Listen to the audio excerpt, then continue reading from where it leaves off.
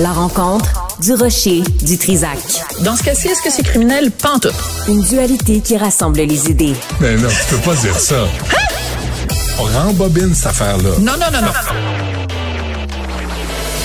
Prends soin de toi, là. Oui, Hein, tu me tu protèges.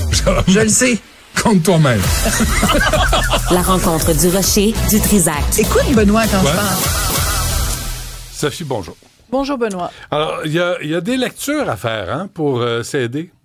Ben, écoute, moi, je pense que, comme toi, je crois beaucoup au pouvoir de la littérature. Je crois beaucoup au pouvoir à la faculté d'amélioration de l'être humain par le biais de la lecture, parce que en lisant un livre, tu rentres dans la vie de quelqu'un d'autre que toi. Tu te sors un petit peu de ton petit nombril, de ton petit narcissisme, de ton petit selfie. Et ce matin, dans le Journal de Montréal, le Journal de Québec, je suggérais 4 lectures pour les cons. Les cons, ce sont des gens qui, le 7 octobre, au lieu de se taire ou au lieu de simplement prendre un petit moment, ne serait-ce qu'une minute de silence pour se recueillir à la pensée des 1200 personnes qui ont été non pas tuées ou assassinées, mais massacrés le 7 octobre 2003, au lieu de penser à ces gens-là, préfèrent aller dans les rues, manifester leur appui, leur joie à l'idée qu'il y a un an, jour pour jour, il y a des femmes qui ont été violées, des hommes aussi qui ont été violés, des enfants, des vieillards, des familles au complet qui ont été brûlées vives. On oublie les images. Hein? On oublie. Hier, j'ai fait un tour. Là, oui. Je me suis rappelé des images qui sont ignobles.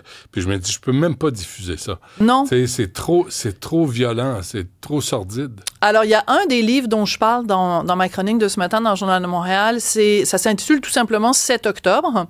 Et c'est une journaliste israélienne. Elle s'appelle Li Yaron. Elle travaille pour le quotidien Haaretz, qui est un quotidien quand même assez progressiste en Israël. Et elle, avec toute une équipe, elle n'a pas fait ça tout seul, évidemment, avec toute une équipe de recherchistes, de journalistes, d'enquête. Elle a fait vraiment un travail d'enquête. Et son livre, ce n'est que voici ce qui s'est passé à telle heure, dans tel kibbutz. Les gens du Hamas, les terroristes du Hamas sont entrés. Voici ce qu'ils ont fait à monsieur et madame XY. Voici combien d'heures ils ont attendu dans leur abri. Voici quel genre de torture a été faite, quel genre de... Et c'est terrible à lire, Benoît. Et il y a quelqu'un qui vient de m'écrire à mon adresse courriel du Journal de Montréal et qui me dit, Madame Durocher, merci de parler de ces livres-là. Moi, j'ai commencé à lire le livre 7 octobre et j'ai été obligée d'arrêter.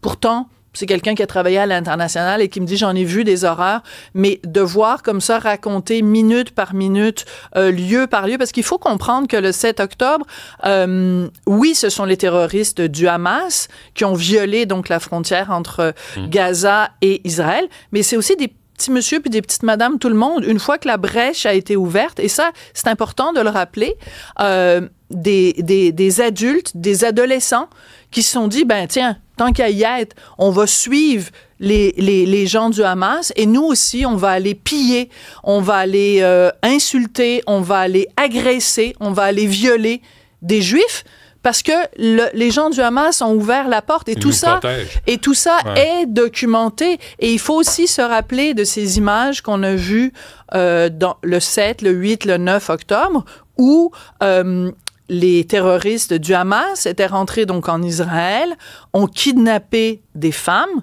et se sont promenés dans les rues de Gaza avec des femmes qui avaient été manifestement agressées parce qu'il y avait des traces de sang partout sur leur corps.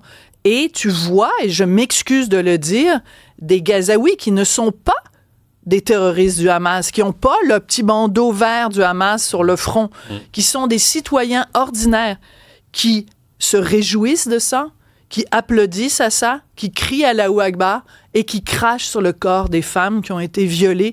Il y en a une, Shani Louk, qui est maintenant, on sait maintenant qu'elle est décédée de façon absolument atroce. C'est le corps de cette jeune femme, donc les jambes complètement cassées à l'arrière d'un pick-up et tu vois des gens autour qui se réjouissent de ça, qui crachent sur son corps, qui crient de joie. C'est ça le 7 octobre. Alors quand je vois, Benoît, aujourd'hui, dans les journaux et hier, de façon extrêmement pudique, les gens qui disent les événements du 7 octobre, il faut arrêter de dire les événements. C'est un massacre sans nom. Et je veux juste continuer dans cette idée que je pense, moi, que les livres peuvent nous rendre moins cons et nous rendre plus intelligents et plus humains et plus sensibles. Il y a un livre d'un auteur israélien, David Grossman, que j'ai lu il y a plusieurs années. C'est un livre important que je conseille à tout le monde, des deux côtés de ce schisme manifestement difficilement réconciliable. Ça s'appelle « Femme fuyant l'annonce ». Et pendant qu'il était en train d'écrire ce livre-là, David Grossman, son fils, parce qu'on sait que le service militaire est obligatoire en Israël pour les hommes et pour les femmes. Il est un peu moins long pour les femmes, mais il est obligatoire pour les deux. Son fils est mort à la guerre. Pendant qu'il faisait son service militaire, il est mort au Liban. Il combattait justement le Hezbollah. Donc, t'as David Grossman qui est en train d'écrire un livre qui raconte l'histoire d'une femme qui refuse, femme fuyant l'annonce, qui refuse d'être présente à la maison parce qu'on sait qu'on va venir lui annoncer que son fils est mort. Et pendant qu'il écrit ce livre-là, David Grossman apprend la mort de son fils. David Grossman, c'est un Israélien qui est excessivement critique de Netanyahou, qui est excessivement critique des colons, qui est excessivement empathique à la cause palestinienne. C'est quelqu'un qui s'est toujours battu pour deux États, un État palestinien qui cohabiterait avec un État juif. Et il a donné une entrevue hier au journal Le Figaro. Je veux juste, si tu permets, t'en lire un petit extrait. À un moment donné, le journaliste lui dit « Je sens que vous êtes anéanti, bouleversé » par ce qui s'est passé le 7 octobre. Et David Grossman lui répond « Vous ne pourriez pas le dire de manière plus précise.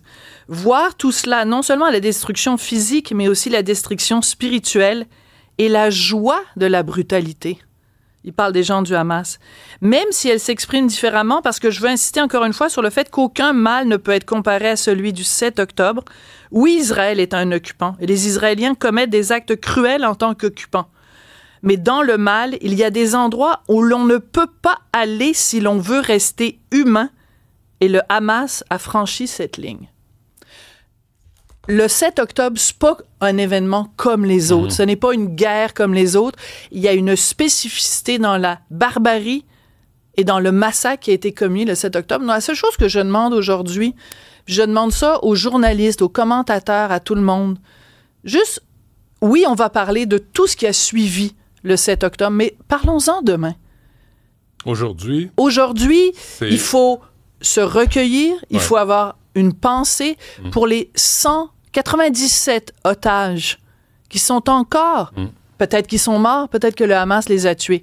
Mais au moment, posez-vous la question, si c'était votre frère, si c'était votre bébé de 9 mois, parce que le 7 octobre 2023, le Hamas a kidnappé un petit garçon qui s'appelle Kfir.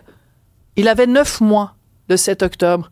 Il est encore en captivité aux mains du Hamas. Si c'était votre enfant, si c'était votre voisin, est-ce que vous auriez pas une pensée aujourd'hui, le 7 octobre, pour ces gens-là? Demain, on se parlera du reste du dossier, mais aujourd'hui, un peu de décence puis un petit peu d'humanité. Mais c'est différent de souligner la haine et souligner la guerre. T'sais, la guerre a été provoquée le 7 octobre 2023. La haine... On pourra s'en parler demain, Benoît. Mais la haine qu'on a connue il y a un an, là, moi, ça dépasse l'entendement. C'est de la barbarie, et c'est pour ça que je trouvais ça important de dire les mots de David Grossman.